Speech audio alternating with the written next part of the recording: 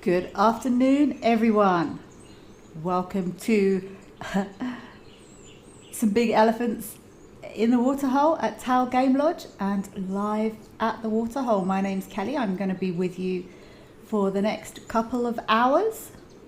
Let's see what our fabulous cameras can offer us today. Please do remember this show is live and fully interactive. I get super excited to hear your questions, so please do send them through to wildearth.tv/questions, or you can scan the QR code on your screens. We will try and get through as many of your questions and comments as we possibly can over the next couple of hours.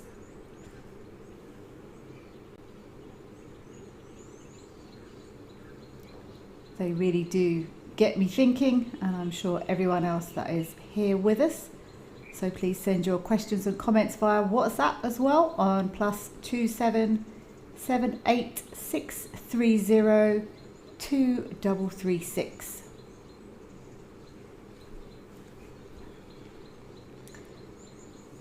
Mercedes Bean, greetings Wild Earth crew and chatters. Happy Wednesday to you too, and happy Wednesday to everyone else who's joining us this afternoon, or this morning, or this evening, or wherever you may be in the world, your time zone. You are all very, very welcome.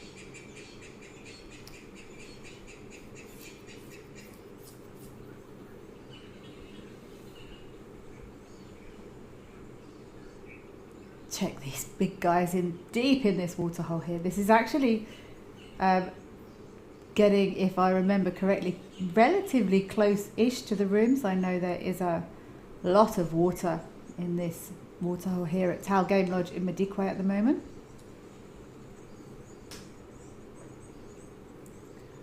But these elephants do freak. Oh, that's a rather large chunk of stuff you've got there, elephant.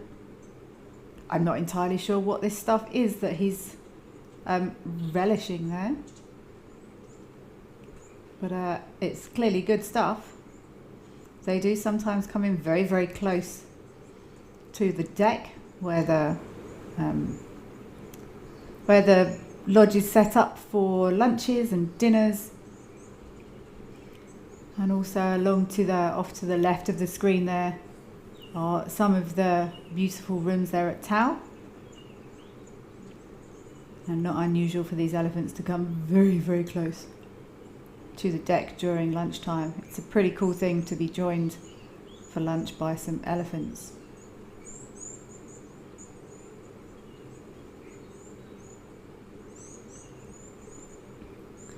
Looks fairly cool there today up in Madikwe. It's certainly very cool here in the Lowveld in Hoedspruit where I am today. It's probably, can't be more than about 24 degrees. It's positively freezing. I actually had a fleece on this morning. The weather definitely is starting to turn here in the Lowveld of South Africa. Not that that's a bad thing. Coming into our autumn season, I had to sort of think which way we were going then. There you go, that's a nice view. They're about halfway between the edge of the waterhole and the rooms here. You can see those rooms on the left, they sort of arc around, finishing up not too far from where the camera is there. Penelope Kenyon, hi Penelope Kenyon. Thank you so much for joining us this afternoon. Your presence is always appreciated. And it is indeed a lovely, peaceful scene here at Tau. Nina Brown, what is the craziest sighting I have had at a waterhole? Wow. There's been a few.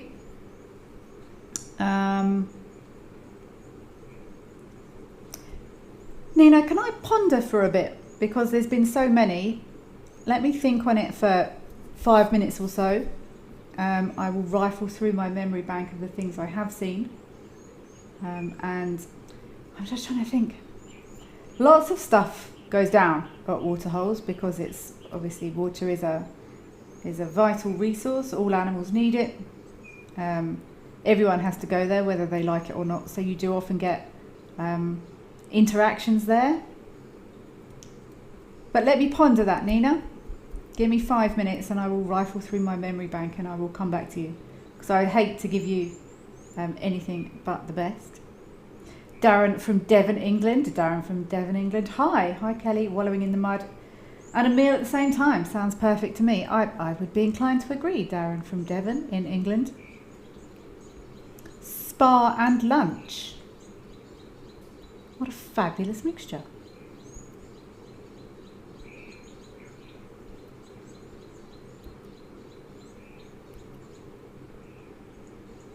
It's very peaceful here, hey? It's nice and serene.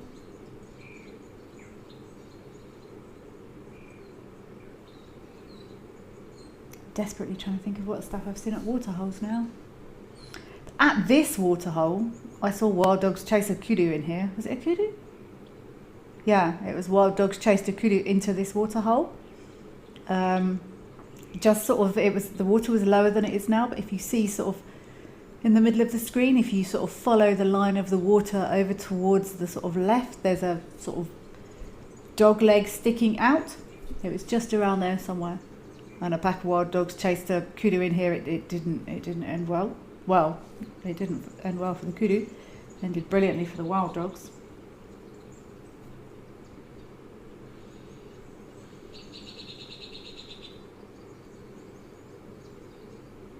Ariki, sorry if I've got that wrong. Hi, you're watching you live from Nigeria. Do elephants have hair on their body? They do. Not lots, it's not like a coat. And it does sort of wear down over time, but if you look at some areas of their body, it's almost close to like sort of bristles. Very young elephants, you can see they're still quite furry, quite fluffy. So they do have a little bit, not lots. But if you look very, very close up at an elephant's skin, you can almost see sort of very fine, not fine, it's quite coarse, almost like, but very well spaced out sort of short bristles, but not coats, obviously. Deb Davis, howdy Kelly from across the pond. Howdy Deb Davis, thank you for joining us. You are all very, very welcome, and I'm looking forward to you all getting involved in this afternoon's camera hopping activities.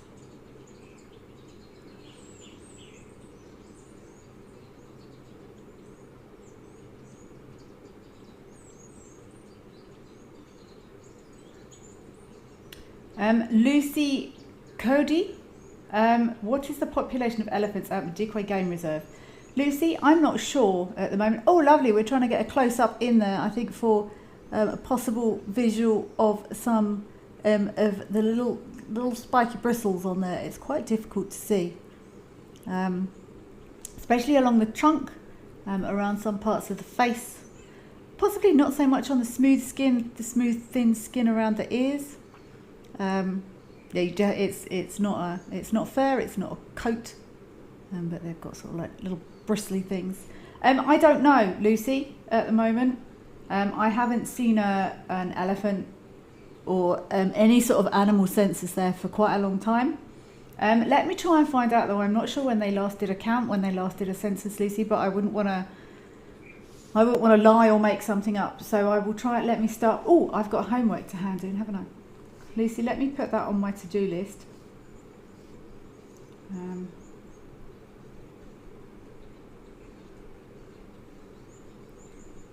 Lucy, I've put that on. Join me, Andrew Wistenholm, for an indescribable 6-night stay in the beautiful Albany of the Eastern Cape at Amakhala Game Reserve. Now, this trip is going to be action-packed with a lot of storytelling, adventure, as well as the opportunity to make everlasting memories. We'll be exploring the best of Amakhala by staying at 2 luxury lodges, which will be the perfect blend of comfort as well as wilderness. Book your spot today and let's get ready to explore the wild beauty of Amakhala. Join the Wild Earth YouTube superfan community and unlock a world of additional perks. Get exclusive early access or discounts to Wild Earth travel deals. Wear the best bush attire with merchandising discounts. Enjoy an interactive live monthly private safari. Don't miss out on the ultimate fan experience. Join the YouTube superfan community today.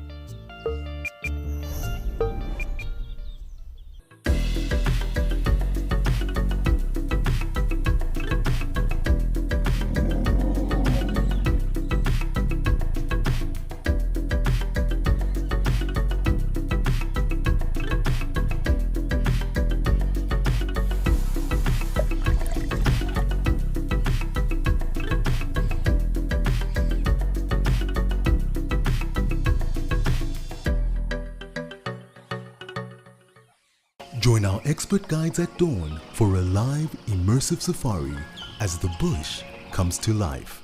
Found ourselves a chameleon, and look how he's changed colour. Every sunrise brings new discoveries. Pound for pound, a leopard is one of the strongest cats around. Ask questions, share your thoughts, and connect with nature live and in real time. Great excitement, great happiness. Start your day with adventure. Safari, wine, and waterfalls. The ultimate African adventure. Sip South Africa's finest wines. Experience a world-class safari among Africa's iconic wildlife. And stand in front of Victoria Falls, one of the natural wonders of the world. All this can be yours with Wild Earth Travel, where Africa comes alive.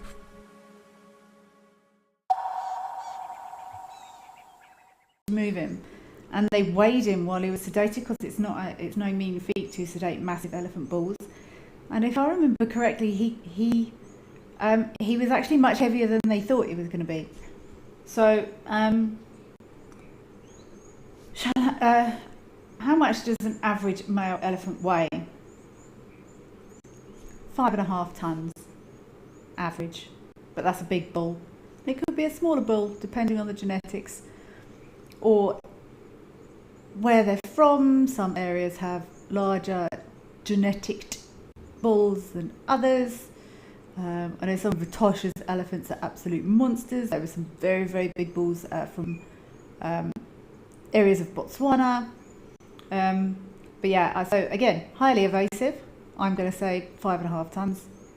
That's average, but they can be smaller or they can be much, much bigger. Judith. Hi, Judith. You're watching live from Pretoria. Welcome from Pretoria, Judith. Thank you for joining us this afternoon. You've been watching the elephants since yesterday. They had a pool party. How lovely. I wonder if it was these boys that went in.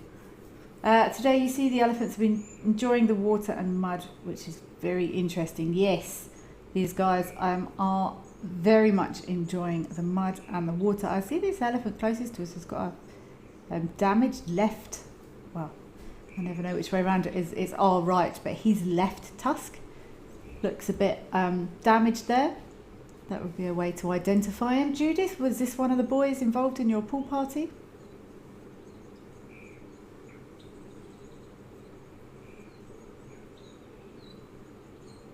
I'm still trying to think of my best waterhole sightings.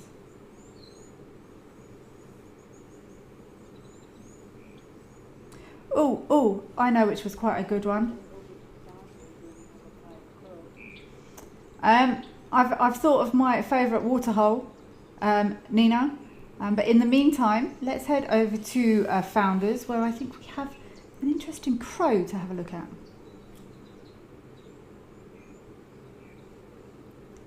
Nina Brown, I'm going to keep you in suspense while we go and have a look at a crow. Aha! Hello, crow. Wow!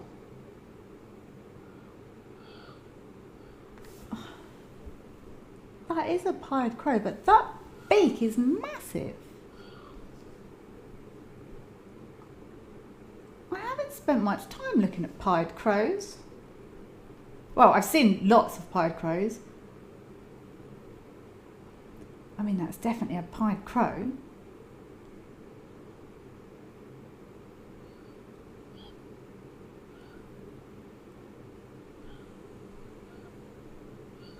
I've never seen a beak that big on a pied crow. Oh, I was going to take a picture of that on the screen then. That I found a brilliant depiction the other day of how to tell the difference between ravens, rooks, crows. Who's the other one? There's a couple of others in that corvid family that can be a bit tricky. Oh, jackdaws, that can be a little bit tricky to tell apart. I mean, that was a pied crow, but that beak was huge. Very nice pied crow though. Often see pied crows in Madikwe. They've almost taken the place of vultures there in Madikwe. We do sometimes see vultures there as well, but don't see them very often in this area. Around the Lowveld, again, I have seen them. But it's amazing how nature fulfills different niches and different requirements, and they often do a good job of filling in for vultures if there's not a particularly high vulture density. Nina Brown, I think my favourite sighting... Okay, let's head back over to Tau. We have lost our pied crow, but Nina, I promise I'm going to tell you right now. I think my favourite waterhole sighting was probably... Oh, we've got some lovely waterbuck now. Doing exactly as their name suggests. Okay, I'm not going to detract again. It was about 5 years ago, and I was sitting at a waterhole in the Sabi Sands with a very good friend of mine, actually, and her wonderful husband, who had just got married at the lodge I worked at, and it was a delight to have them there. I think it was the day before their wedding, and I had other people that were supposed to come out, but they were late. They didn't arrive. They were only going to arrive at like 5:30, 6 o'clock. So I went out, and I was in the amazing position of just being on the vehicle with two very good friends of mine, and we went and sat at a waterhole, and there's a leopard, but far over the other side of the waterhole, sort of binocular views only. And someone else came and joined us, and then someone found a leopard somewhere else that was a little bit closer, and everyone else went off to look at the leopard that was closer. And I said to my friends, I said, should we just stay here, just enjoy the peace and quiet? And they said, yeah, absolutely. So we continued to sit, and my tracker, my wonderful tracker, he was actually one of their witnesses at their wedding. So the four of us were just chilling there by the water, having a lovely time, not chasing around, just chatting and catching up. And we kept an eye on this leopard, and then suddenly we sat there for maybe 20 minutes, 25 minutes, just enjoying life really. And then a little daker. I went, oh look, there's a daker coming down to drink. And again, far over the other side of the waterhole, you could see it was a daker, but we had a little. And I said, oh no, I don't think it's gonna. I don't think that leopard's gonna try. And we sat there, and this leopard looked at this daker,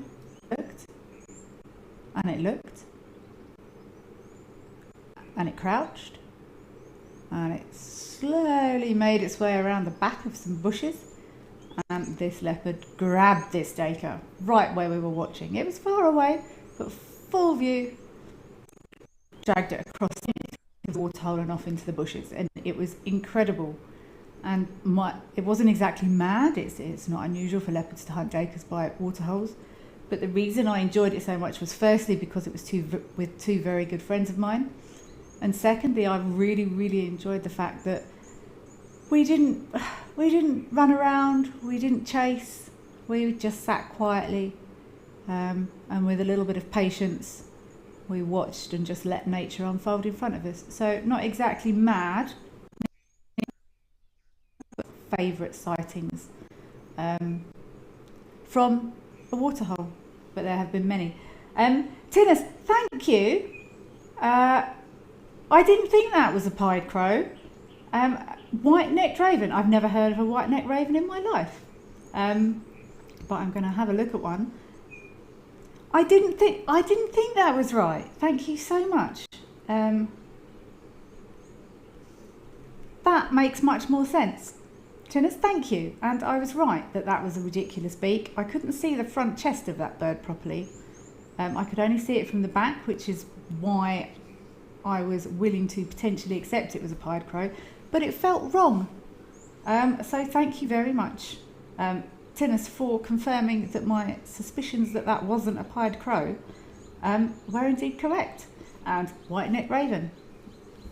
Thus ends my discussion about how it can be difficult to identify the difference between rooks and ravens and crows and jackdaws.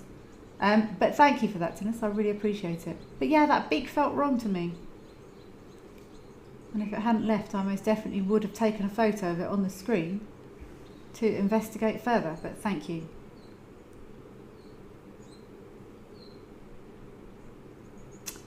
Speaking of birds, I have some homework for everyone that I was supposed to hand in a while ago. Oh, those elephants are in a hurry. The first part of my homework was someone asked how American or New World vultures and African or Old World vultures' eyesight compares. I can't remember who it was that asked that, but I have a feeling they probably knew the answer already, because it is known that the two different types of vultures do indeed have very different ways of finding prey or prey carcasses, foods, resources, and I knew that, but I wanted to go away and check and make sure my workings were indeed correct, and they were indeed correct. Old World vultures, so your African vultures, excellent eyesight, but minimal sense of smell, which is fortunate considering what they eat. And your New World vultures, so your vultures from Americas, they have an excellent sense of smell. I don't think their eyesight is bad, but they find their carcasses, they find their food resources often by smell. And something that I didn't actually know that I found, they're actually in two different families. So the New World vultures and the Old World vultures. The Old World vultures are in the family of Cypridae, and they're relatively closely related to eagles, hawks, that sort of thing. And your New World vultures, which are found in your Americas, including condors, are from Carthidae. So they're completely two different families. Interesting that they've split. Often I find it fascinating how nature produces geographical speciation, and you've got different things in different parts of the world that do similar jobs, but they're different. Things like caimans and crocodiles, and perfect example, these vultures.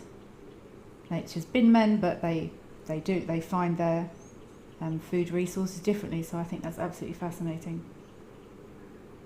Lady Macbeth, you love ravens, they revel in the joys of flying. I've never really watched.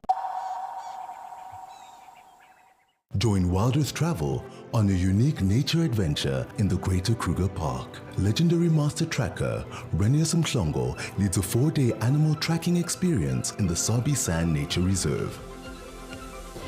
This experience offers a life-changing chance to track Africa's iconic animals on foot with a master of his craft. Renius is joined by Wild Earth presenter and expert storyteller Amy Krantz, and together they will connect you to Africa's wild heart.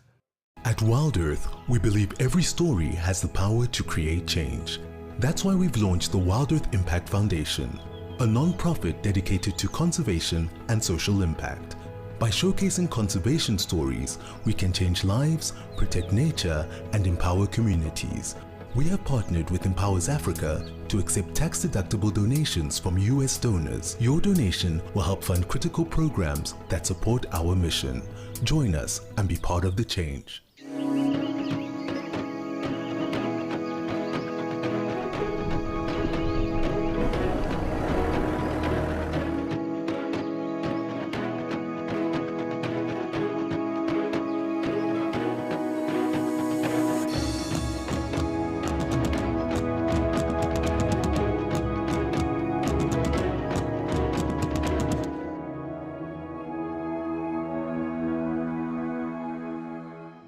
Join our expert guides at dawn for a live, immersive safari as the bush comes to life. Found ourselves a chameleon, and look how he's changed colour. Every sunrise brings new discoveries. Pound for pound, a leopard is one of the strongest cats around. Ask questions, share your thoughts, and connect with nature live and in real time. Great excitement, great happiness. Start your day with adventure.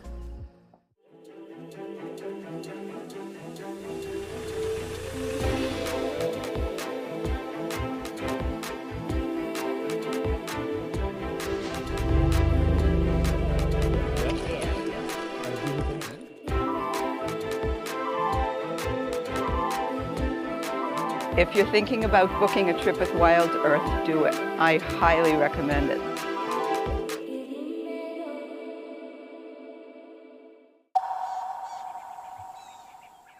Whenever I had a hamster as a kid, they lick those water bottles, they don't suck them. And they were also in wild environments, they'll sort of lick off leaves, and on reflection I've never seen a mouse or a rat or something sucking water. So rodents also do it. It's not only carnivores, and it seems to just be how they've evolved to consume water. I don't think it's so much diet related. It's just how different things drink. After spending quite a lot of time trying to research a definitive answer, I couldn't really find one. It's just how they drink. Let's head over to Wangi. I think we've got a lovely hornbill over there. These waterbuck are having an absolute blast. Having a spot of lunch here, living up to their names. That boy has actually got very wide horns. Yeah, I believe we might have a southern ground hornbill, which would be very cool to see. Oh, lovely. These are in my top 5 favourite birds. I do really enjoy these strange looking things these birds are. Beautiful long eyelashes. I actually saw a great interaction with a sub-adult southern ground hornbill in a tree having a chat with a monkey when I was in the Kruger recently. This is very nice to see.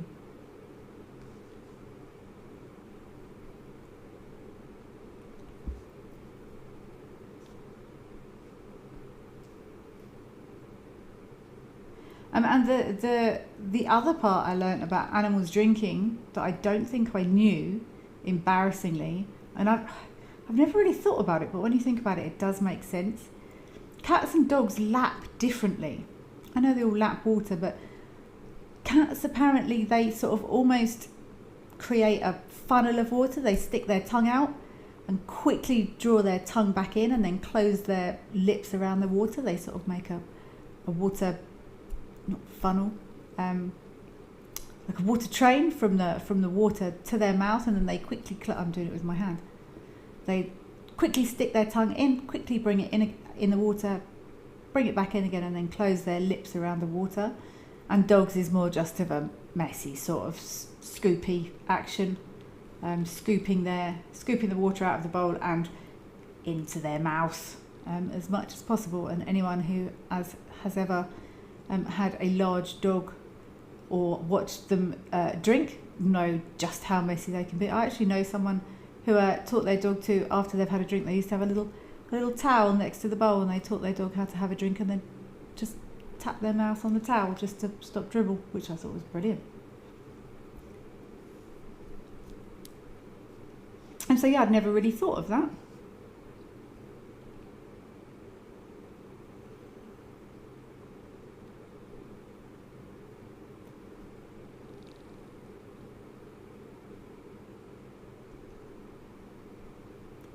Kelsey, you're asking, is the red part on their chin the voice box? No, it's more, the way I understand it, it's more of a visual display, and their voice box will be in their, it's a bird's a pharynx. Oh, I can't remember the technical name for a bird's voice box. But this red is more outside. But now I'm thinking about it, I wonder if, because they can inflate that red, and I wonder if it might have an impact on the sound they make, because it is a very low booming sound, and I just wonder if they inflate that, whether or not it almost acts like an amplifier when they make that sound. Oh, there's a warthog there. Let's actually see if I can. Oh no, it's not going to work. It's a very low booming. You often hear it at dawn. It carries quite a long distance. And Kelsey, I'm just wondering if it's, even if it's not their actual voice box, whether or not an inflated sort of air sac under their chin might help with amplification? Amplified amplification. Yeah, that is the right word.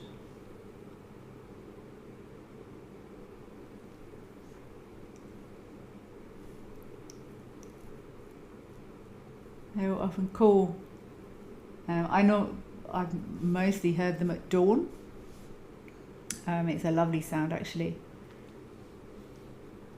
It's quite a deep sort of whooping sound. Some Egyptian geese in there. Those calls can be heard. I've actually gone out before when I've heard southern ground hornbills in the morning to try and find them, but you often can't. Sometimes if they're in a tree, you can sometimes spot them. You see them in a tree, especially if they fly. You can see sort of flecks of white that are quite visible. But those calls can travel 3 or 4 kilometres. So I've been out looking for booming southern ground hornbills before and failed.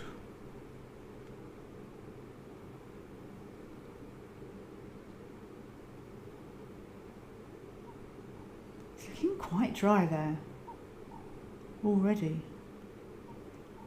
This season is definitely on the turn though. Oh, hello zebra bum in the trees there. That is often, movement is often how I'm not sure about anyone else out there, but when we scan,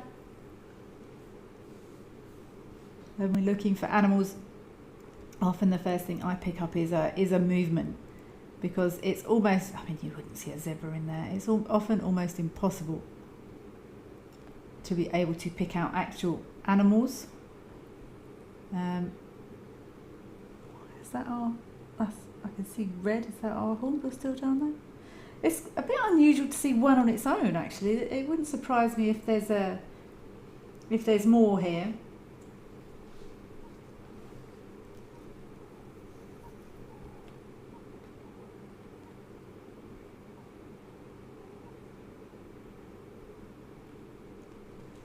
You often find a dominant pair, or rather a breeding pair, and a couple of youngsters.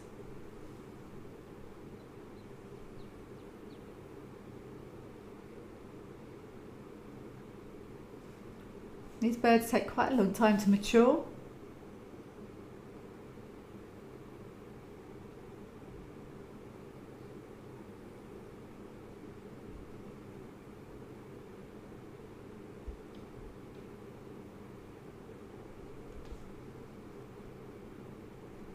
They only reach sexual maturity when they're sort of 6 or 7, I think. They're very slow breeders.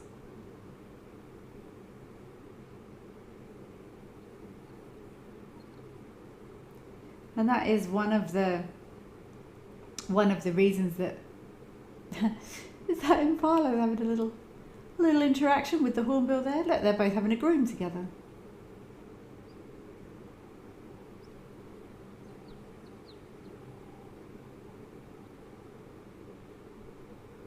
Huh.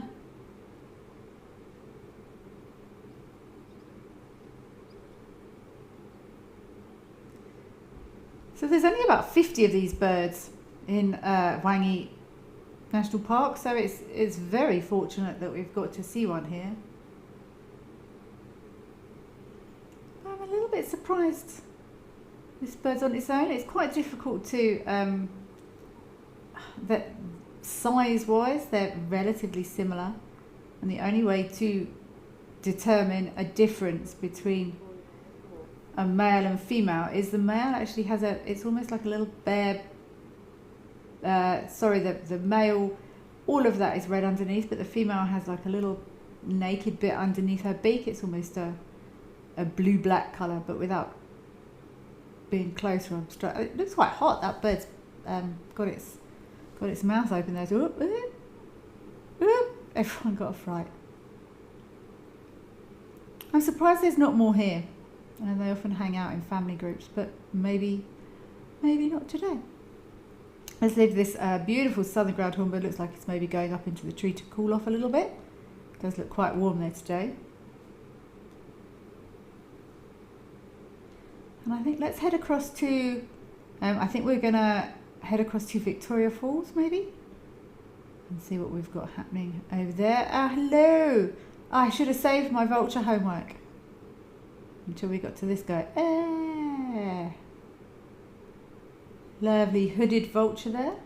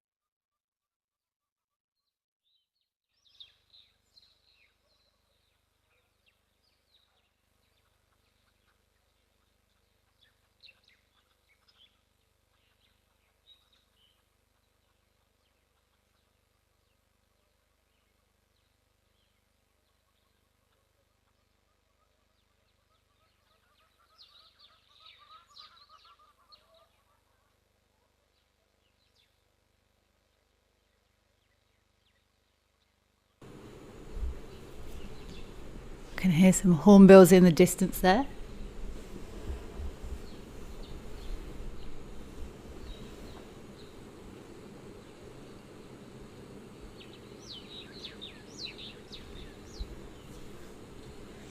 Look at these birds sharing this water so nicely.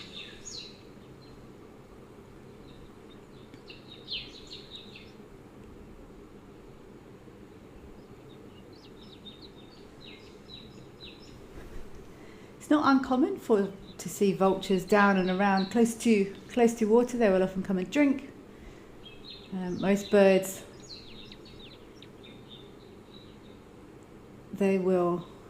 Let's see exactly how this bird drinks. It's sort of a dip and a scoop, dip and a scoop.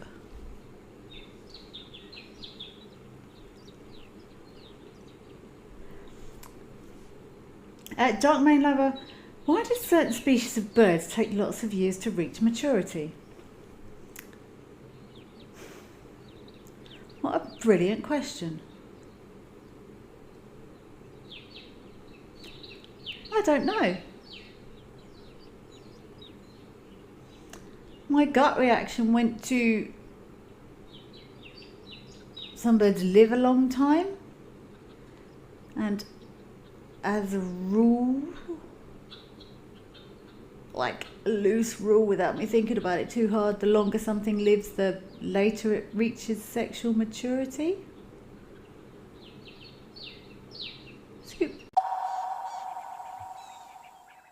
Join Wild Earth Travel on a unique nature adventure in the Greater Kruger Park. Legendary master tracker Renius Mhlongo leads a 4-day animal tracking experience in the Sabi Sand Nature Reserve. This experience offers a life-changing chance to track Africa's iconic animals on foot with a master of his craft. Renius is joined by Wild Earth presenter and expert storyteller Amy Krantz, and together they will connect you to Africa's wild heart. South Africa's wild places are closer than you think, because Federal Airlines brings them to you. From the calm of our FedAir lounge to the smooth boarding of our trusted fleet, we take care of the journey so you can enjoy the adventure. Our flights go beyond the ordinary, connecting you to South Africa's most remote and extraordinary locations. Federal Airlines, your gateway to the South African wild.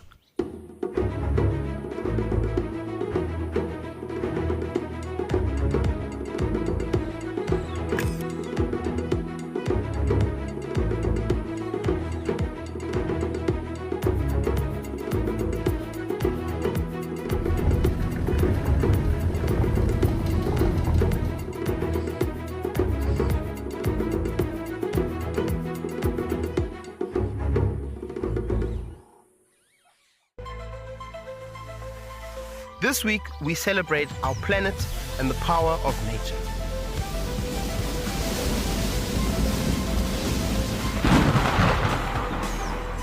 It's all about the drive to power our planet by harnessing nature's energy. Join us live as we explore the exciting world of wild power. Earth Week, only on Wild Earth.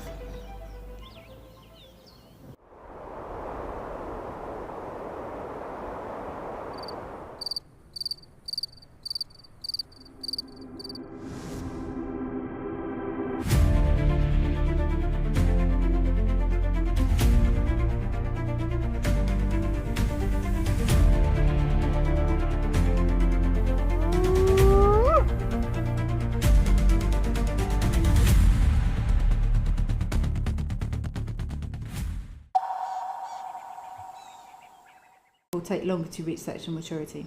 That's my statement, and I'm sticking to it. I think we're going to head across to this. Is a lovely little bird party though going on here, not a bird party, but a bird gathering. Everyone very peacefully enjoying the water together. But let's head over to Elephant Pan, I think, and let's see who we have got across there today. Look at that heron getting under his wings.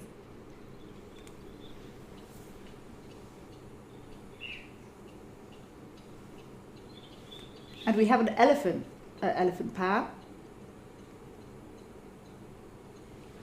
up there in Botswana. That is like a mill pond today. I don't know where that phrase comes from. I don't know what a mill pond is, but I wonder why mill ponds are so still. Anyone listening can tell me why the phrase "as still as a mill pond" is used? Are mill ponds particularly still? I would have thought mill ponds would be a bit turbulent because maybe there is a mill wheel in them. I've got no idea.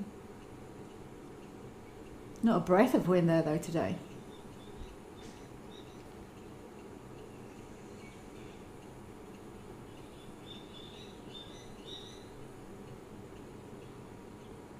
Nina, I'm still trying to think of other amazing waterhole sightings.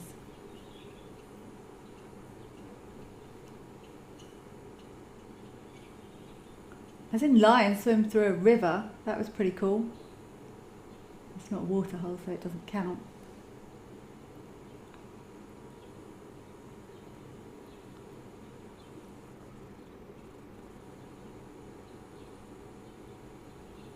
I'm also trying to think of, I'm going through the animals.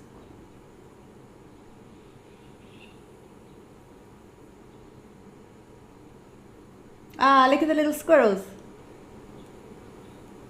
At the bottom by the tree there, little whee! Used to be called tree squirrels, but I think they've now been renamed Smith's bush squirrels, as far as I am aware.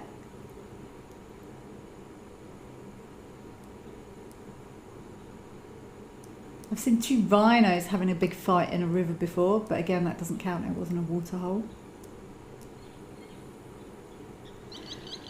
I must admit, I probably haven't spent as long at pans and dams and waterholes. Whee! Back up the tree. Oh, something made everyone jump then. I'm not the most patient person I've ever known. And that's why that leopard kill at a waterhole was so memorable for me, because we'd made a conscious decision to sit and watch pretty much, well, there was a leopard 200 metres away, but watch pretty much nothing and just see how nature unfolded, and our patience paid off. I actually want to do another trip into the Kruger soon, possibly up north, and maybe I'll make a pact with myself and pick a waterhole, and there will be few and far between by then, and just sit there for 6 or 7 hours. I think that's the best way to stay at water, but I'm not the most patient person, and it can also be a little bit tricky if you've got people with you, if there's a body of water and nothing there. People can sometimes get quite twitchy as to why we're sitting looking at water as opposed to going to look for animals. But maybe I'll make a pact with myself to do even a full day, pick a pan and sit there for the day and see if I can get some more stories for you, Nina.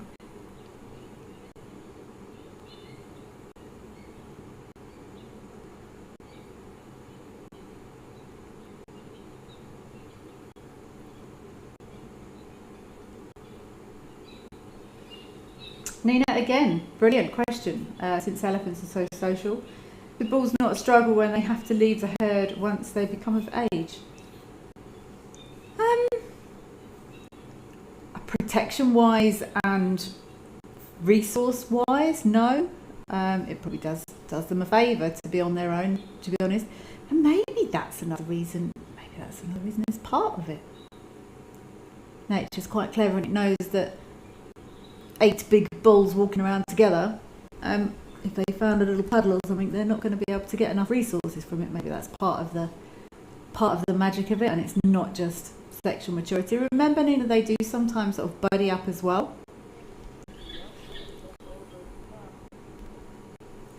Let's go over to Tao, and maybe we'll be able to get a demonstration of what I'm about to say. That would be quite cool.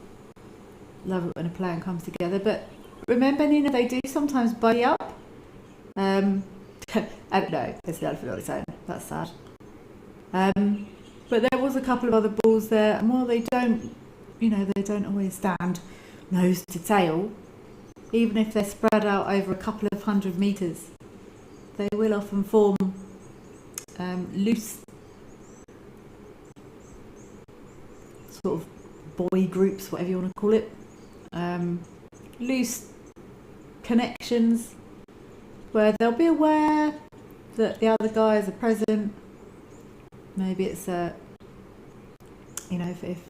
similar to if guys are sitting in a bar, they don't all want to sit and necessarily talk to each other, but you'll get a little acknowledgement and a sort of "how's it" from the other side of the bar with a nod or an eye raise or a cap tip. A cap tip? Do you tip your cap? Oh, you know what I mean. But maybe they do, Nina. And maybe that's why they do decide to form these loose coalitions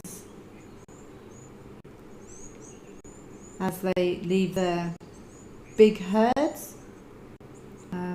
That's why they will form these loose boys groups, just so they've got a little bit of companionship if they need it. Computer enthusiast, I saw that.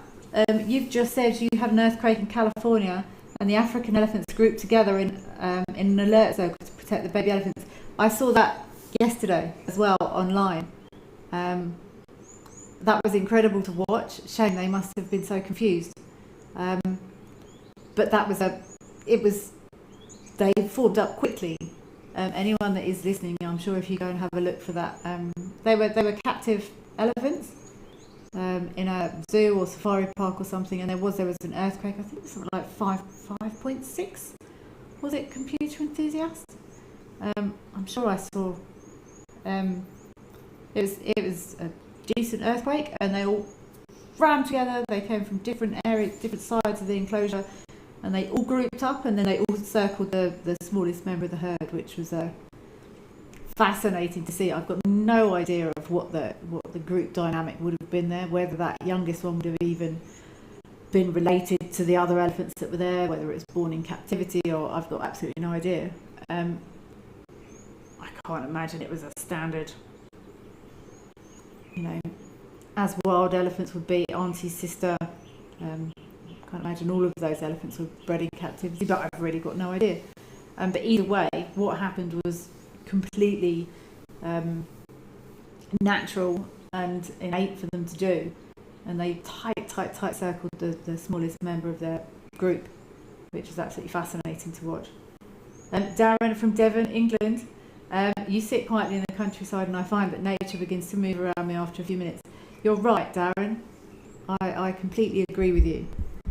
It doesn't take long. And last time I was in England, several times I would try and find an empty spot of grass with no people. That I suppose Devon, you've probably got a lot more chance of me. I'm originally from Surrey. I was actually born in Epsom in Surrey, if anyone's interested. And my dad, if you're listening, hi. And often when I go to the UK, I'm around sort of the Surrey Epsom sort of area. And there are green open spaces. There's the Epsom Downs and Oxshott Woods and Ashted Common and Epsom Common. So there are some open spaces. Richmond Park isn't too far away.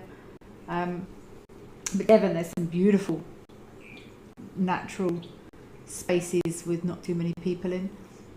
And anyone, if you can, try it. It doesn't even have to be in a, what should we just spread up? It doesn't even have to be in a super isolated area. Just go and sit very quietly, take a drink, take some binoculars.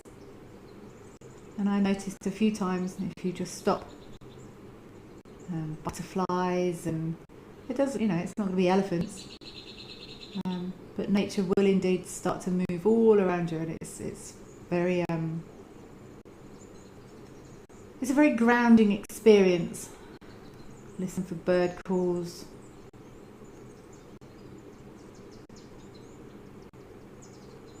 I have a policy that I try and enforce. It can be very, most of us that do this, we're very fortunate. We've got amazing careers, and we've spent incredible times in wildlife areas and natural areas. But life is life, and life does get fast. And we're not all in these amazing areas all of the time. And I've got a policy that when I try and make a point of it, I have a cup of coffee and I try and just go and sit quietly outside with a cup of coffee, no phone. Even if it's just 10-15 minutes in the morning, just sit quietly, listen to the birds. I've had a couple more that afternoon, but I've had an amazing visit from a family of banded mongoose recently, which I really, really enjoyed. I've got a daker that visits quite often. 10-15 minutes, and Darren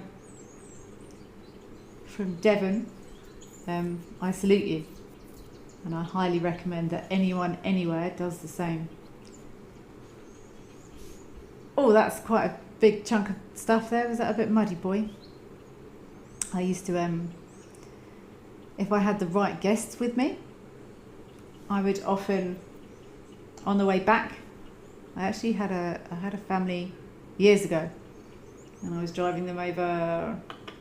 It's Christmas. I think I was driving them over Christmas Day. It was Christmas Day, Christmas evening, and I think it was one of these blood moon rising where the moon looks.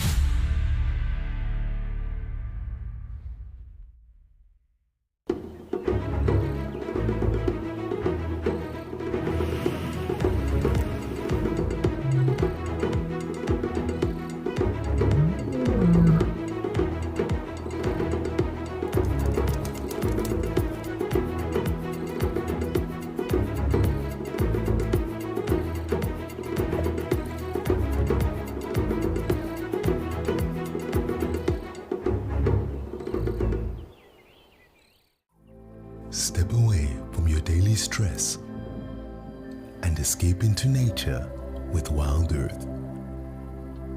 Immerse yourself in the wilderness and become part of the natural landscape. Watch as everything comes alive. Join us as we slow down our thoughts, put aside our distractions, and reconnect with the wild.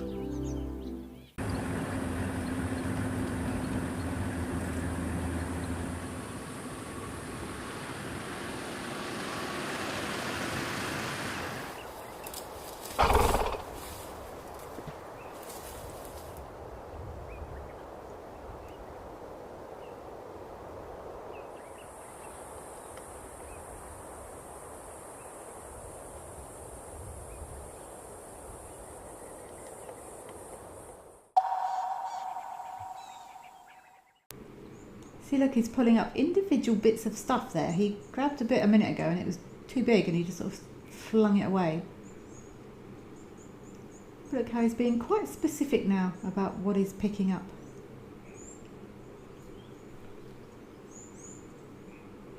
See, is that going to be a bit too big, boy? You're going to wave it around a bit, put a bit back? Let's see.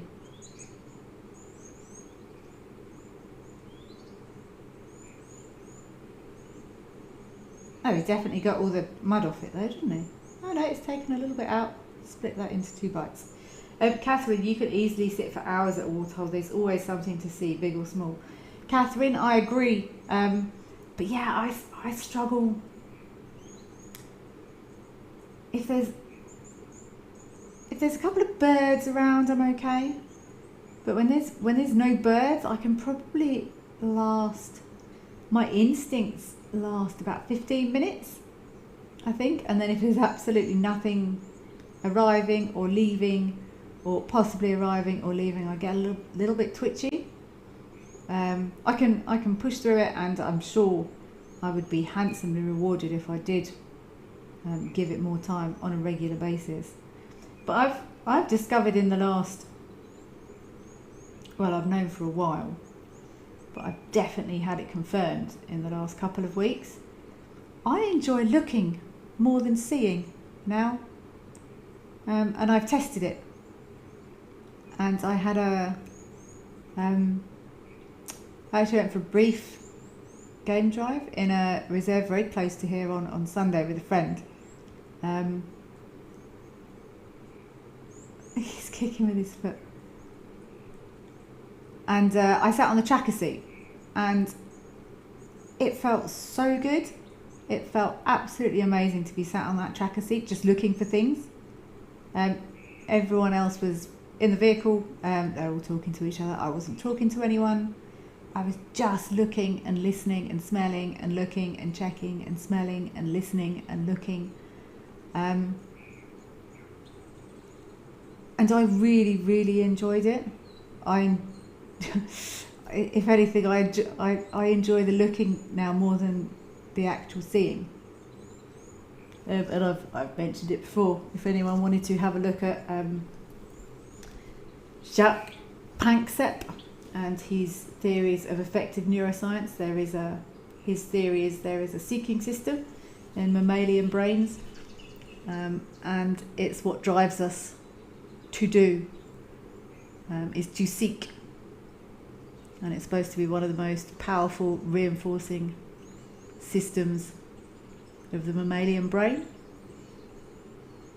And I've definitely decided in the last couple of weeks that I actually prefer the looking more than the finding. Now, it's cool when you find stuff or you see stuff, but I get my kicks from the looking and waiting now. So maybe that will help me spend a bit more time at waterholes, and I fully intend to.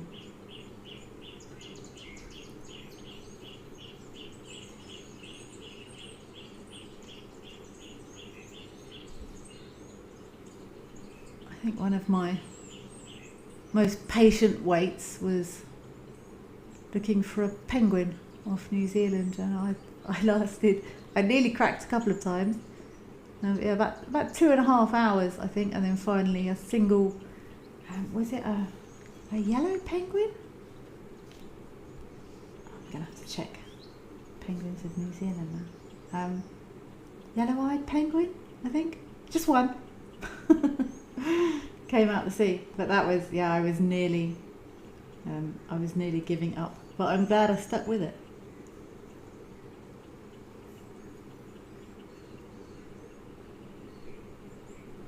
See, look how long he spends getting the mud off all these rooting systems here.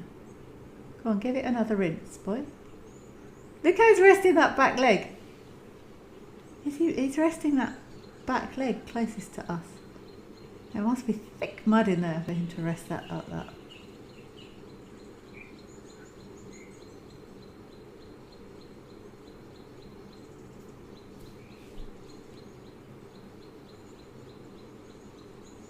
I actually think that's a really good idea. Everyone that's listening, I challenge you at any time you want over the next 24 hours.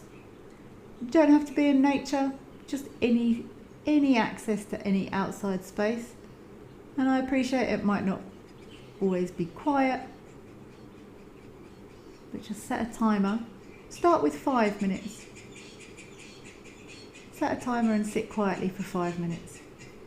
And then come back same time tomorrow and we can all check in with how we found it. I will definitely do it. And I'll be back tomorrow and give you my feedback. Dark Main Lover, good question again. You are on fire this afternoon. How do I feel about animals like elephants and all other animals being kept in zoos? Excellent question. Everything should be free and wild, but terrible zoos where animals are kept in... see, there's his buddy. That's why he doesn't struggle being on his own. Nina, see, look, there's his friend. So he's not on his own. Animals where they're kept, or zoos, or confinements, or captivity, where animals are kept in appalling conditions, should absolutely not exist.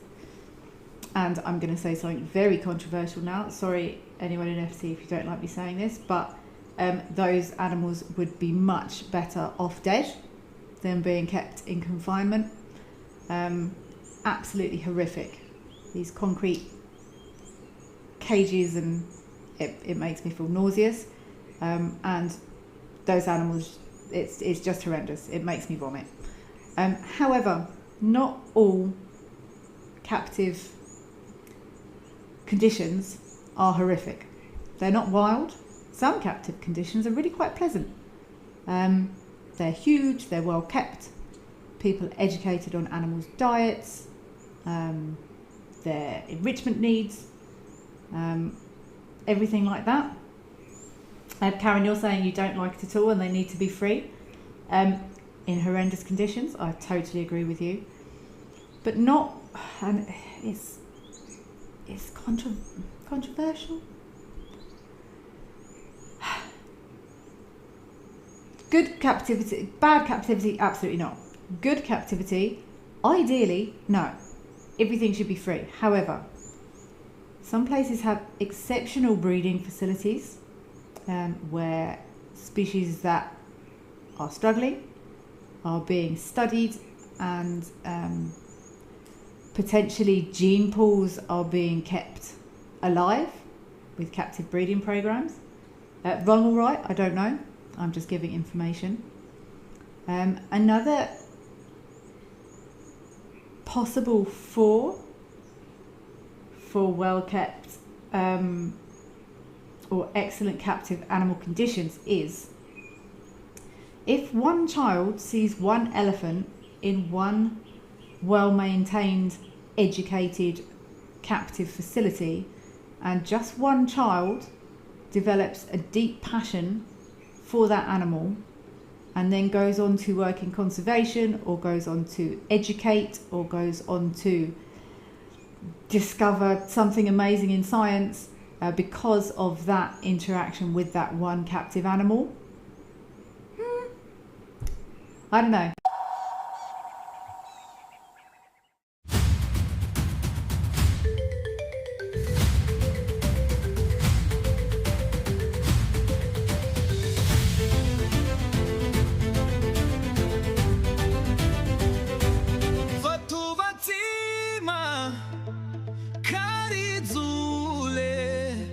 Chidzana natsi marantumbuluko.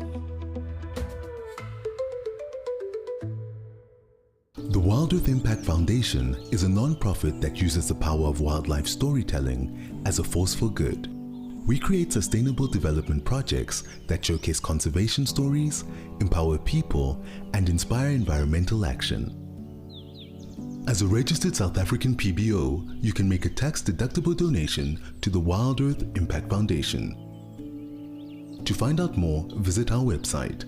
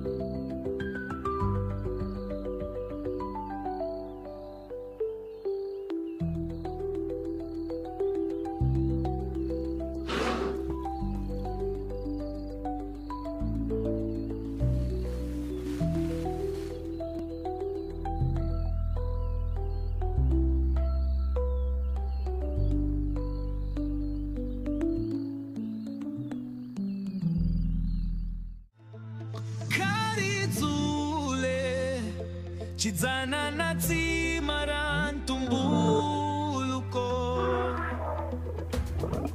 Lovukazi yashitsunducho hosi yahumela. How cool is this?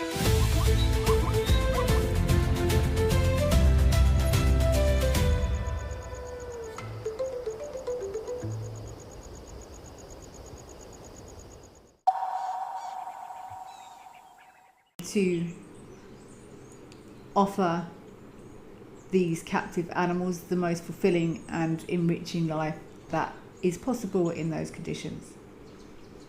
Should she boycott zoos? In my opinion, no, because those animals would then not have that enrichment that's provided because of the work she does.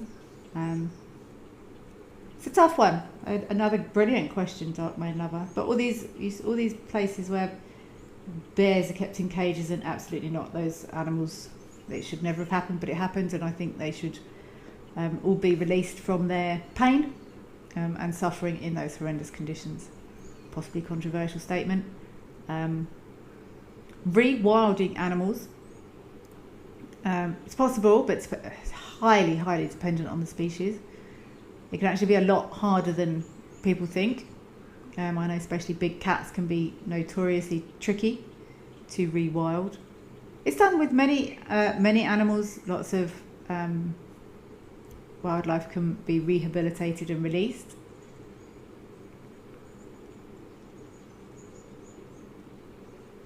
But not all. So yeah, that's a brilliant question, Dark Main Lover. How do I feel about animals like elephants and all other animals being kept in zoos?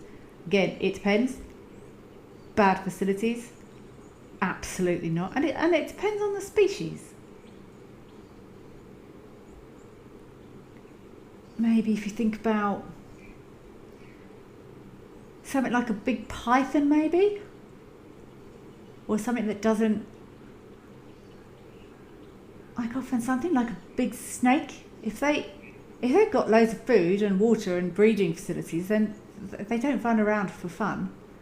And many animals, if they have the resources, the good resources that they need and the freedom, and they've got, depending on the species, if they've got enough room to do whatever it is their species requires for fulfillment.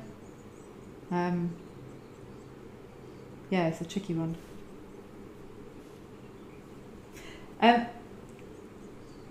Jill Beatrix, yes, I agree with you completely, Jill. Educational zoos are necessary, unfortunately, as not everyone can travel. That's exactly my point. So there is breeding facilities, but not everyone can travel. And like I said, if one child sees one animal once in an amazing captive environment, and that inspires that child to either, I don't know, not wear real fur, or stop using as much plastic, or I don't know, whatever it is, if having that experience with that one animal that one time could potentially have a huge impact, certainly on that person, and potentially on conservation moving forward. I used to go to a zoo when I was a kid. I went to a zoo from a very young age. Anyone in England, it was Chesington World Adventures. Used to be called Chesington Zoo, showing my age, when I was a kid. And I was always absolutely fascinated with the animals. Were they kept in impeccable conditions? No. Are they now? I have no idea. I haven't been there for a very long time. But certainly when I was a kid, showing my age, levels of understanding of captive wildlife requirements were very different than they were today. So no, probably not. They're probably kept in terrible conditions. But I'm trying not to incriminate everyone. I've got no idea. I absolutely don't know. Did it impact my path in life? Possibly. I don't know. Would I have been as fascinated with wildlife as I am now if I hadn't been taken to a zoo from a very young age? I don't know, because my path was my path and I ended up where I ended up. But yeah, thank you for saying that, Jill. That's sort of what I was getting at.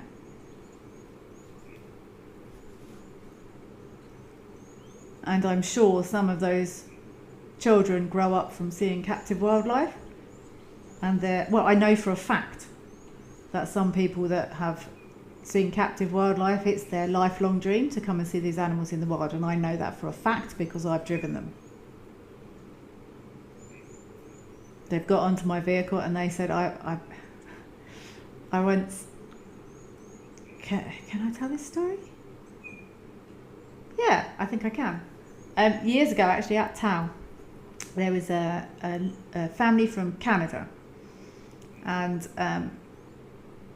their elderly mum was visiting from Canada. They were based in South Africa, and she was visiting from Canada, and her name was Gloria.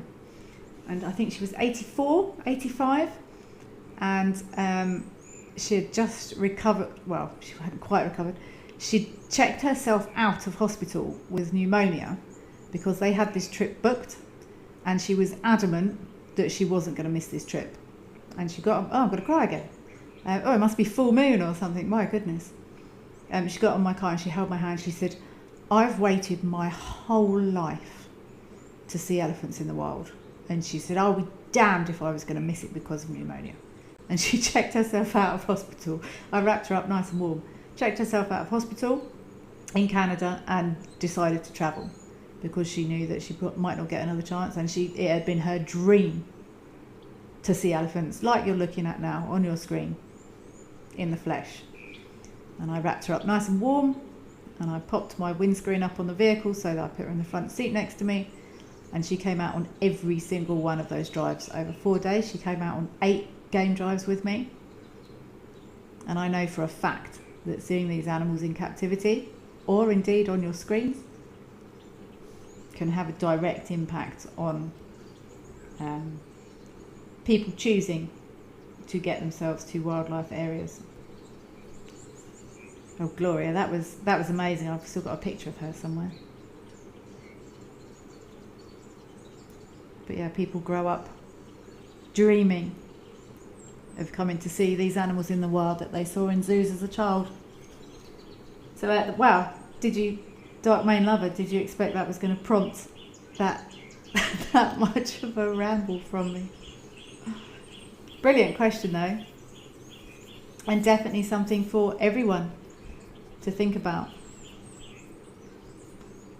Did you ever have an experience at a zoo or a captive program that changed your outlook on nature, that prompted you to travel, to be determined to make a difference, to be determined to come and see wildlife in the flesh, in the environment that they were destined to be in? I'd love to hear from you if you have. So, yeah, I don't know. Tough one.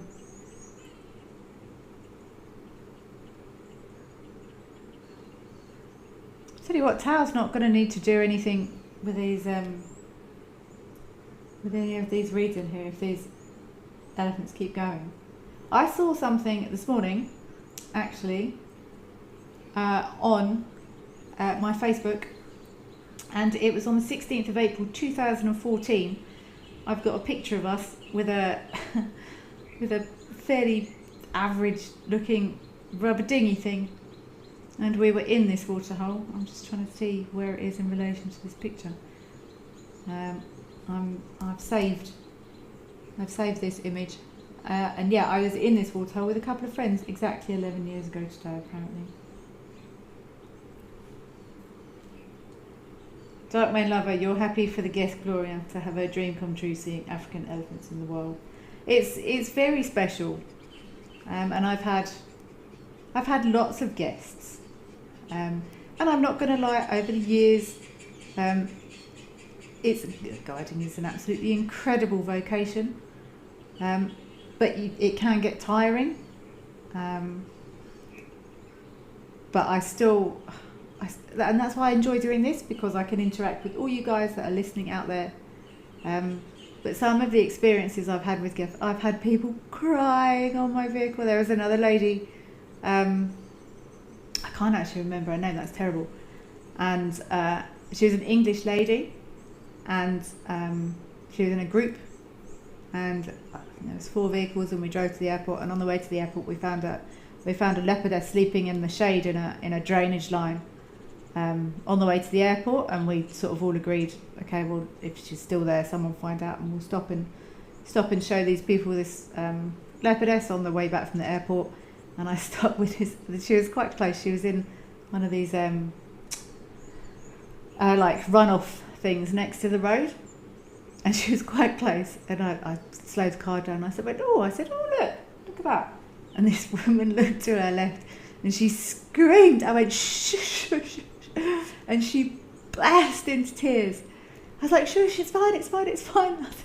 She said, and she was crying. She said, oh, I've always wanted to see a leopard in the wild. I was like, shh, don't make too much noise. And she was in floods of tears before we even got back to the lodge. And I was chatting to her before we went out in the afternoon.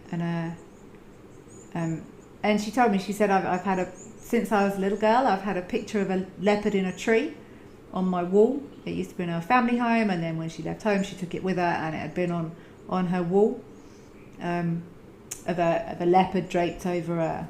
Oh, sorry, Ellie, did someone make you jump? Probably me rambling on about various stories. And she said she'd had this picture, she'd grown up with this draped over a tree in her house. And she said, and the clearest thing she remembers is this tail dangling down out of the branches. And I think they were with us for 3 days, and we had a couple of good leopard sightings, but they were walking.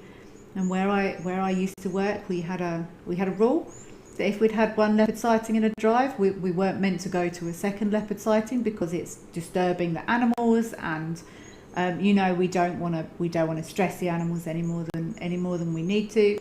And it was about 20 minutes before we were due back at the lodge, and someone called in a leopard in a tree. And I contacted our ecologist. I said, I'm sorry, I'm going here. It is my second leopardess drive, but unfortunately I'm going to go anyway, and if there's a problem then you can talk to me when I get back. And I went to this sighting, and she got her picture. She got her picture of her leopard in a tree. I pulled into this sighting, big male leopard draped over a branch with its tail dangling down. And she burst into tears again. So yeah, it's pretty special being able to spend time with these people on drive. But wow, I've been talking lots.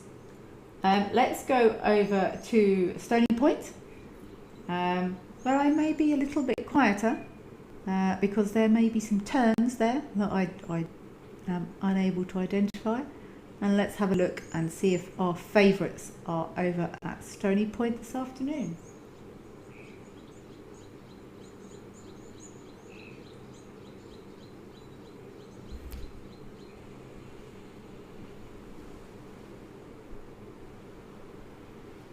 Disgruntled Dussies.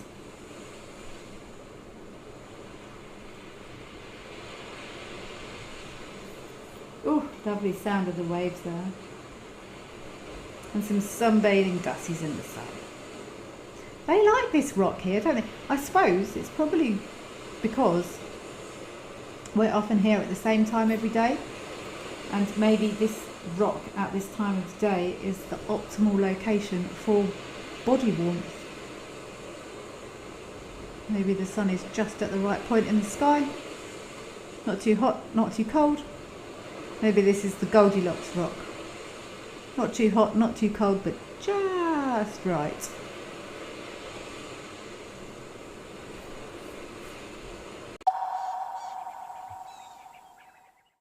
Zitatamana wena, moya wa mina, ukomba wena, takuranza loko tamana wena. It's been a great morning out and about and exploring. That is amazing. It's very hard to explain what this feels like.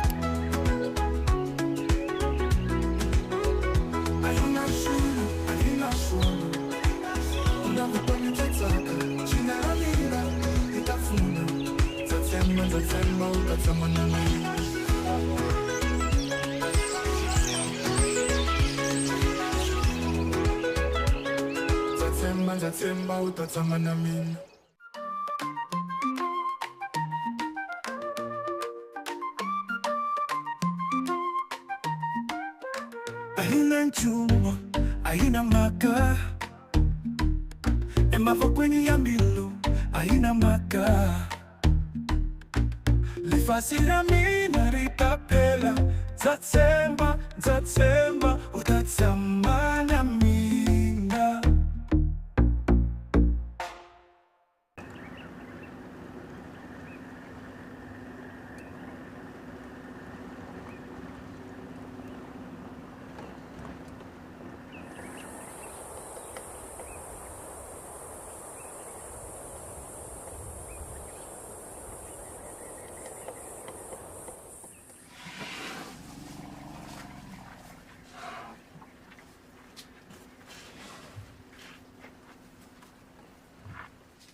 Are you ready for the adventure of a lifetime? Wild Earth Travel's newsletter is your passport to a magical journey. Explore exclusive travel options featuring special offers at stunning Wild Earth locations and all hosted by your favorite presenters. Don't miss out. Head over to our website and subscribe to the Wild Earth Travel newsletter today and stay in the know on all our unforgettable adventures. Wild Earth Travel, where Africa comes alive.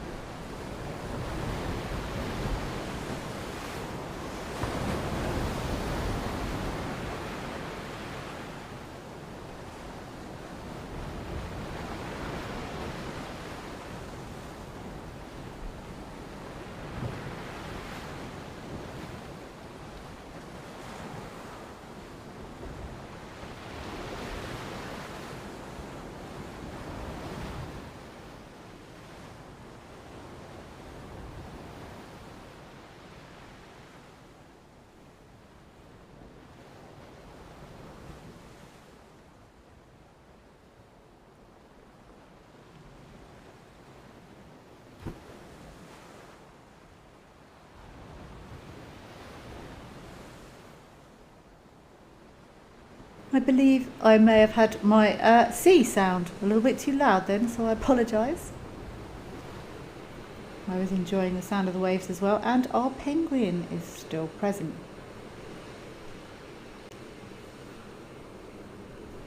I do normally have my sound up quite loud because it does help to identify bird calls, but maybe that I'll see at Stony Point there was a little bit too much, so I apologise.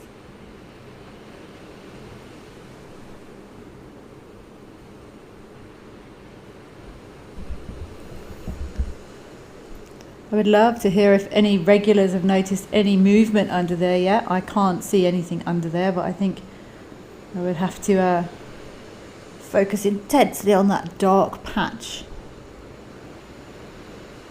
at the back end of that penguin.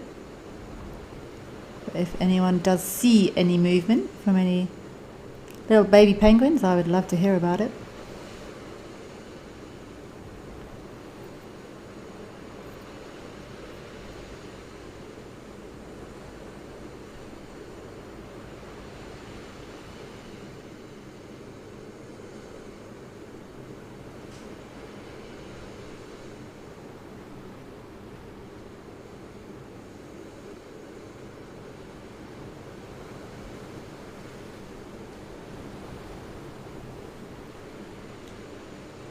I've been to this point at Betty's Bay, at Stony Point. I've been twice over the last 12 or 14 years. I've seen the penguins here, but I think one of my favourite penguin sightings was, well, I think it was a yellow-eyed penguin I saw in New Zealand, and there was also, I think they were called little blue penguins. I saw off around Stewart Island. Far in the South Island of New Zealand, and unfortunately it happens everywhere in the world. These little blue penguins had decided to have their nighttime sleeps behind the diesel tanks at a boat trip location. There's a penguin right up on the rocks there. So the only way to see these very endangered little blue penguins is to go and sit by the diesel tanks, which wasn't the most iconic of locations, but I'm sure they chose it for a very good reason. Oh, that almost looks like that should be a statue up there.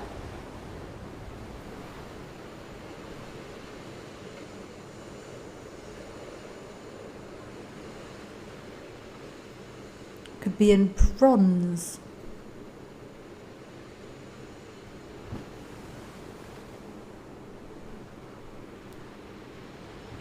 Having a good preen, a good grooming session. They're very, very important to keep those feathers well oiled, well taken care of.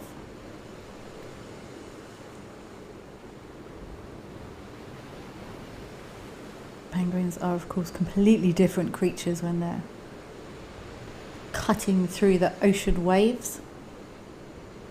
Not these affable fools that we recognise them from so often on dry land. Look a little bit awkward on dry land. No offence, boy or girl.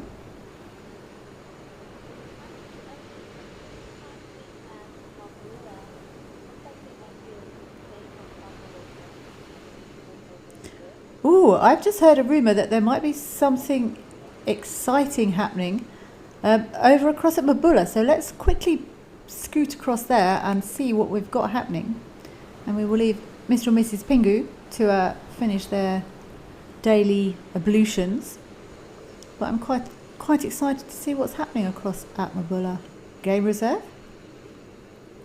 You know as much as I do at the moment. Oh wow! Okay, sensitive viewers, discretion.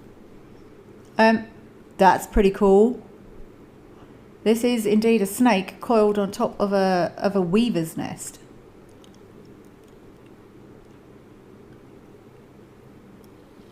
Currently unconfirmed identification of the snake.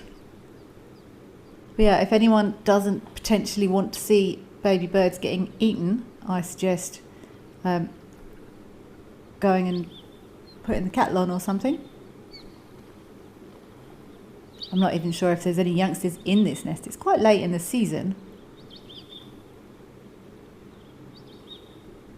Oh, I'm very interested to see what's going to happen here. I had a sad but fascinating sighting of a boomslang eating a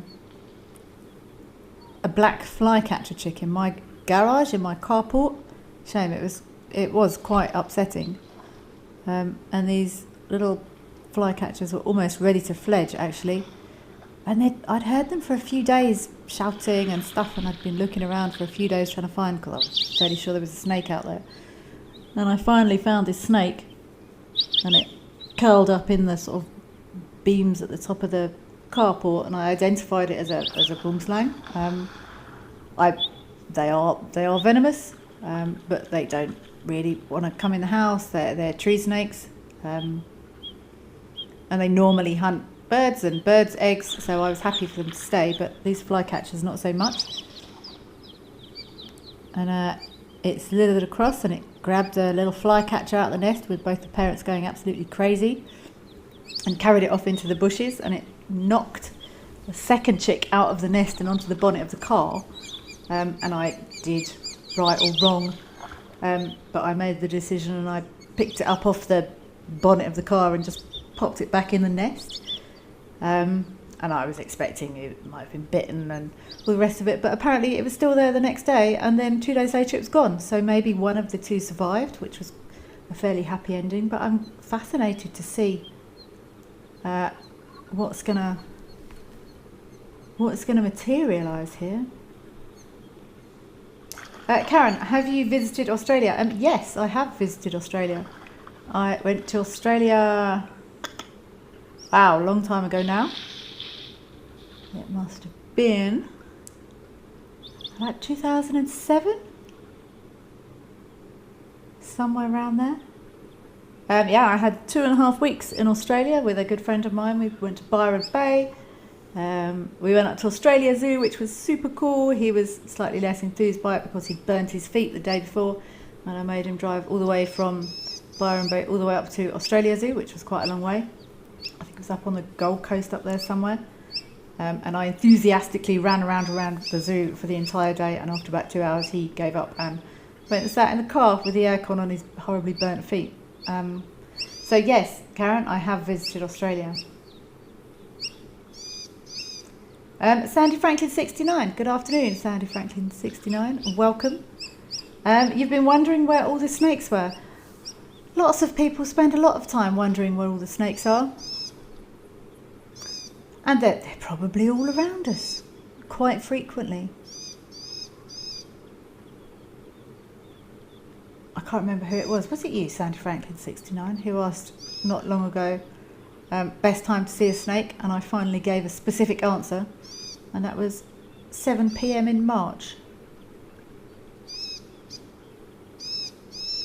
And I also spouted my rationale as to why, but I won't go through it again.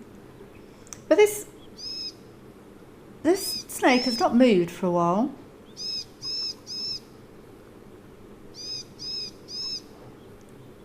And this nest belongs to, or it could be a village, a southern mast, possibly a lesser mast with one of the yellowish weavers, let's say.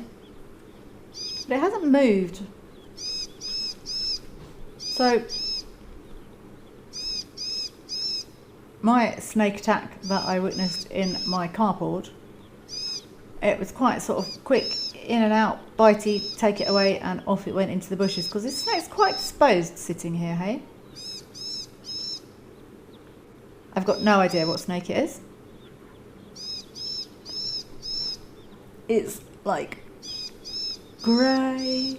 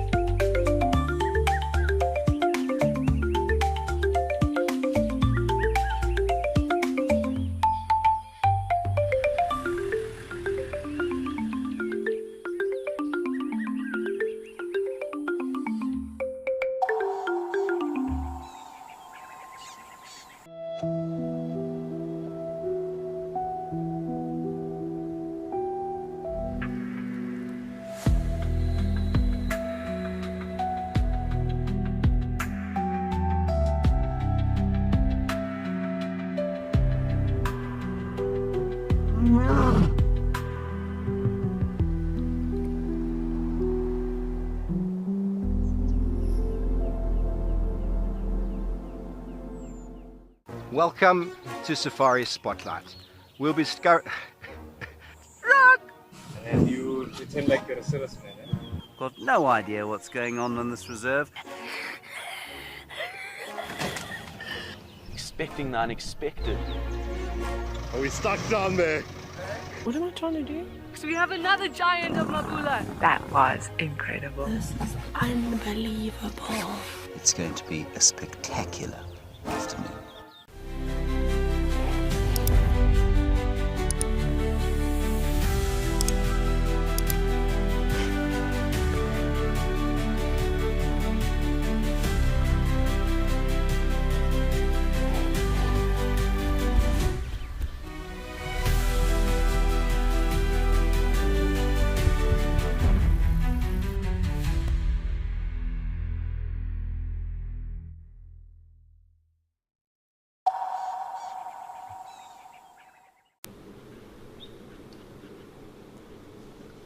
September to December, Western Cape, August to October.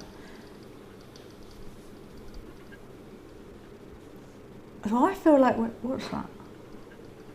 What have we got in there? I can't see. My gut is telling me there's no chicks or eggs in there.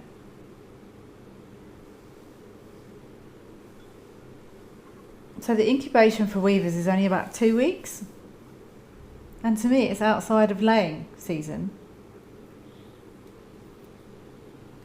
So I don't know what's happening here. I think the snake is just... Oh, did it move? Oh, look, go in. It looks like it's moving. Or is that the branch it's on? I'm so close you can't see me. I'm right up against I've got my nose on the screen. Is it moving at the back there? Or is that just the branch wiggling around? I don't know what's happening here, but I don't think it's hunting, and I don't think it's dead. So that would leave. He's just chilling here.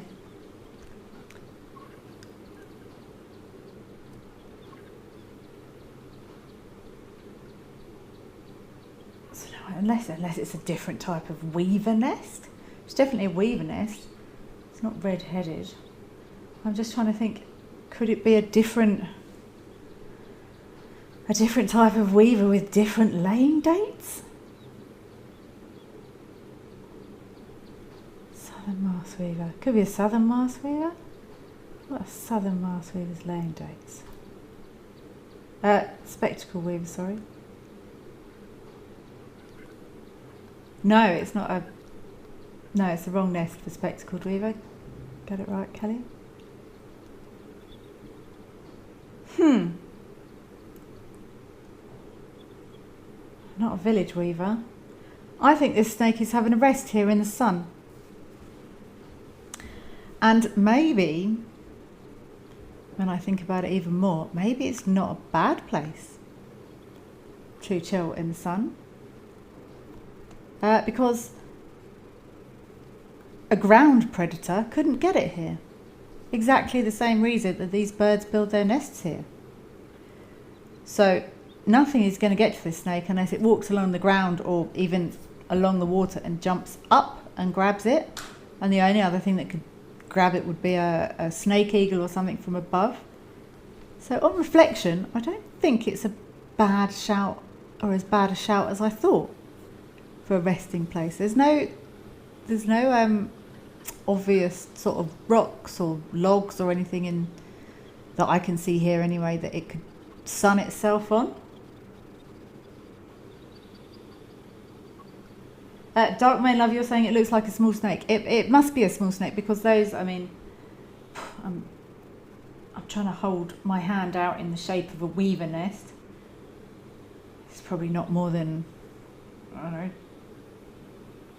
20 centimetres round, 20-25 centimetres, if that, in total, and that snake sort of wrapped round it like twice maybe. And Darren from Devon, you're saying it's fascinating how all animals must be vigilant at all times. Even smaller predators can become prey themselves. They absolutely can. It's a cycle. It's a circle and a cycle. Mercedes been amazing how it doesn't break. It is, hey? Even now this nesting season's passed, and all of this grass is dried, how tightly bound that must be to that little stick to be able to take the weight of a snake. I'm not even gonna, or maybe I will guess. My guess would be a young boomslang, maybe? I'm just trying to think who else enjoys trees. It doesn't look like a twig snake to me, twig or vine snake. They're quite skinny. I'm just trying to see. Oh no, is he moving? Is that movement towards the back top right? I think there is some movement there. Oh look, we can see the head,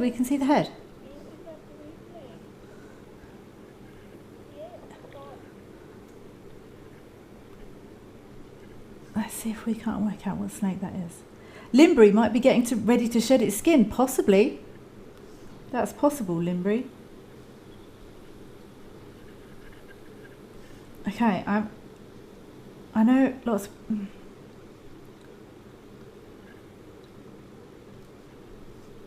It's really hard to tell what snake that is. I'm also just checking regional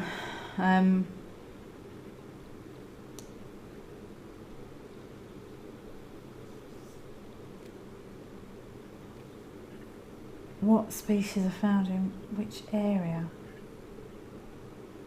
I mean, that could be a boomslang. Could be a young boomslang. Young boomslangs are grey, but they've got big green eyes. So the chances of me seeing those eyes are pretty slim.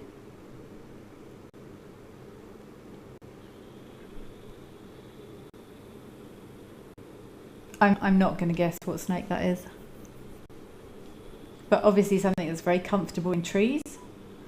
And Sandy Franklin 69. He would have gone along the branch.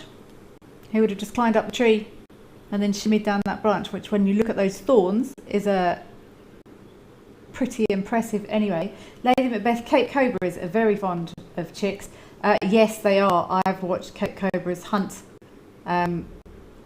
chicks in nests many times, and boomslangs. But no, you're right. They are very fond of chicks.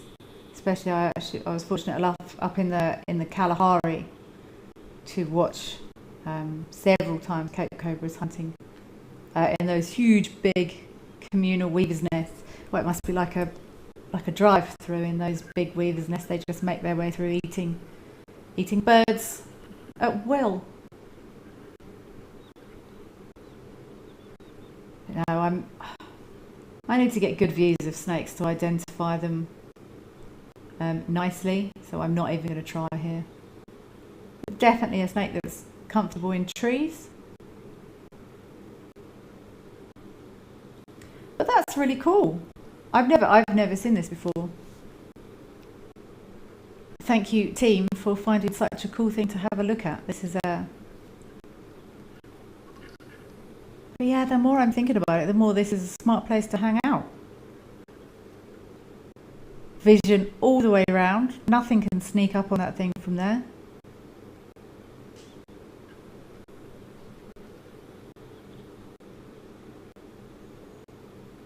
.360 vision, full coverage of any sneak attacks, and there he hangs in the sun. It's quite comfortable as well. Nice soft grassy little cushion to chill on there. But no, I mean that snake's not going to be bigger than 30-40 centimetres. I mean it's curled around that a couple of times, I think. But no, it's not a big snake.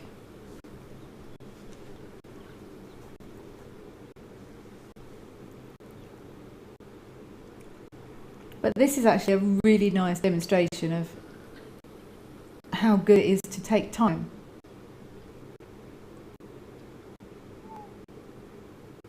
mean, any guide I know certainly would have stopped here and spent a lot of time working out what was happening here. But if you weren't spending the time, you'd say, oh, it's a snake hunting chicks in a weaver's nest. But then when you go and you stop and you think it through,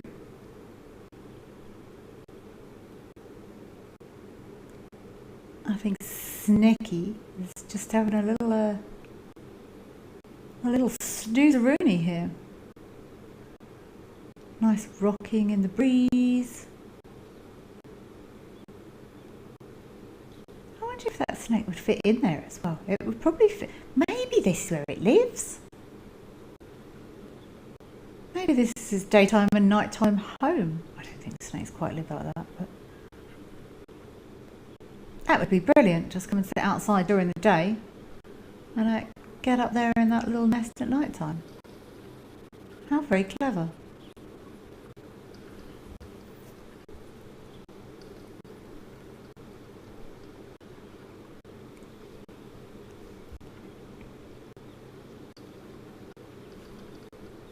Not sure what are the temperatures doing up there in Mabula at the moment.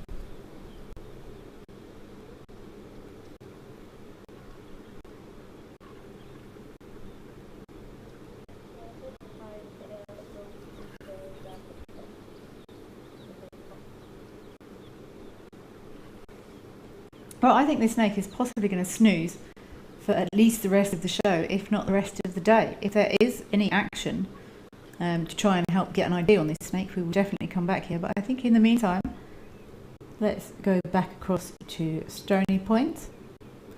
I'm going to turn my volume back down again so I don't deafen everyone. And what an interesting sighting though. That snake hasn't moved. Well, we've got a little bit of a head turn. So that's still quite loud. Sorry. But how cool was that? Trying to work out exactly what was going on there and why. And thank you all for all your help, all your thoughts, your comments. It really helps me to think things through, and it often takes someone else going, oh, what about this, to help you think outside the box sometimes.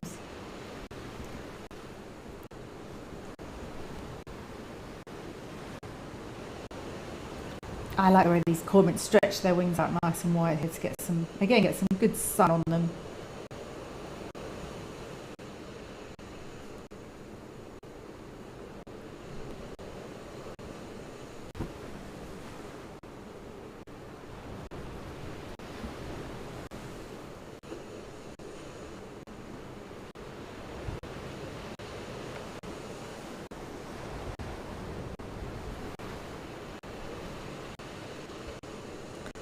What I might research for tomorrow, I want to find out. I've spent lots of time trying to work out exactly how. Oh, we've got moving snake activity.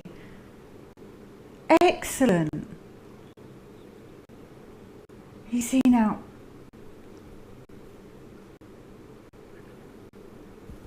That's really hard to identify this snake. I'm going to have to move closer to this screen.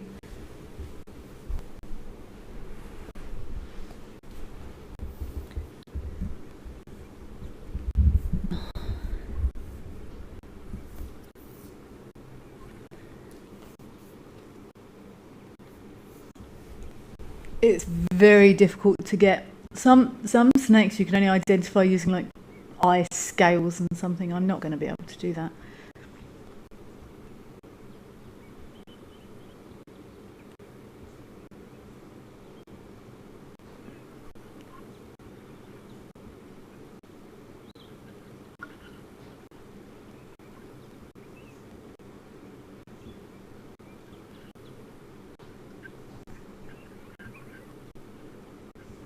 I'm also checking exact distributions of where. Could that be? I've tried not to move away from the microphone while also getting my nose on the screen. I wonder if that's not a little python.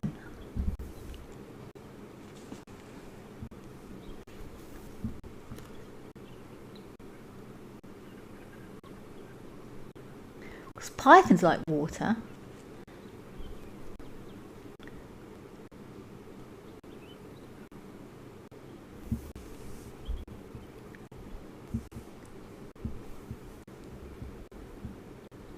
I think that might be a baby python.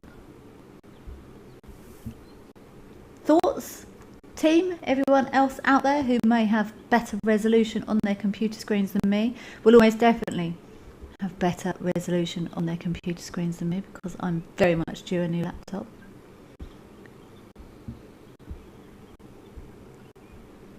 Penelope Kennan, you're going boomslang.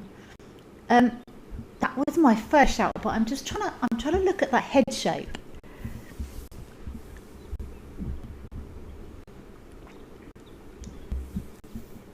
And it's quite grey underneath, and I'm just checking.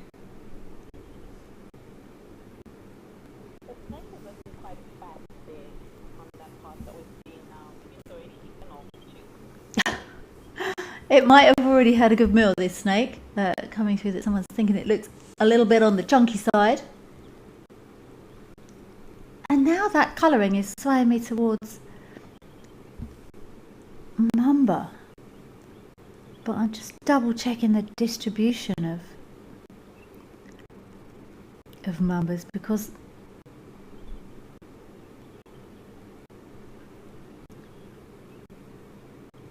also day active, which would make sense. This snake is clearly active.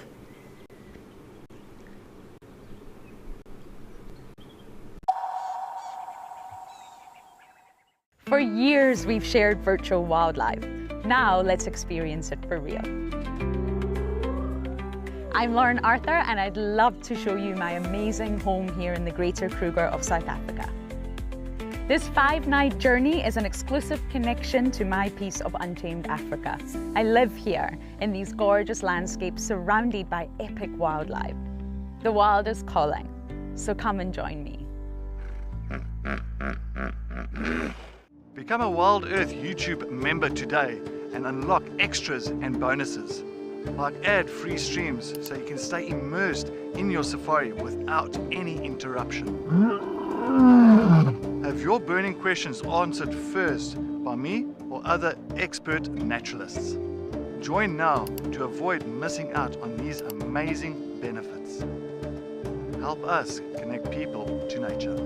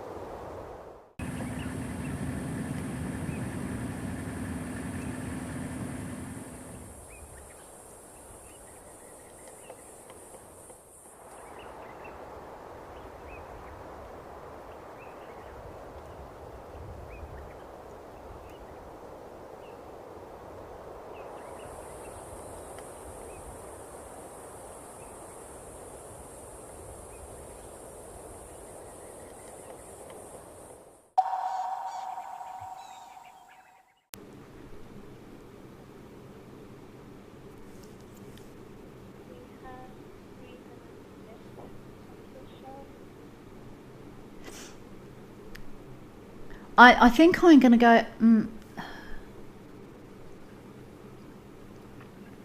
Yeah, Wild at Heart. Okay, I've had 2 other shouts for Python. Wild at Heart, thank you very much. My gut was going Python when I saw it. So let's, between us, decide that it is a little Python. That's pretty cool. And how interesting, I don't know if anyone's going to be here for the rest of the day that can zoom in on this nest, but I would love, maybe the snake lives here. Pythons will often hang around in the same area, and this, the more I'm thinking about it, the more this is an absolutely brilliant home. Absolutely brilliant location. Daytime house, nighttime house, don't have to eat too often, don't have to walk too far to your sunning location. You just get up and have a little sunbathe there, and then when you get too hot, go back inside. Absolutely genius, in fact. But I am most definitely going to be back tomorrow, considering, fingers crossed, that all our tech allows and my internet is having a good day. We shall see. It's very exciting. But I would definitely like to come back to this little spot and see if we have a resident python. That would be super cool. Penelope Kenyon, great waterhole show. Thank you, Wild Earth, Kellyanne Zoomies. Indeed, Penelope Kenyon, thank you. And thank you everyone else for joining us this afternoon. And thank you, MC and all of our Zoomies out there. You are doing a brilliant job and excellent work on finding this brilliant sighting to finish off the show. With a bit of luck, we'll have a resident python. I'm definitely going to want to check in here tomorrow. I will be back with you tomorrow, hopefully.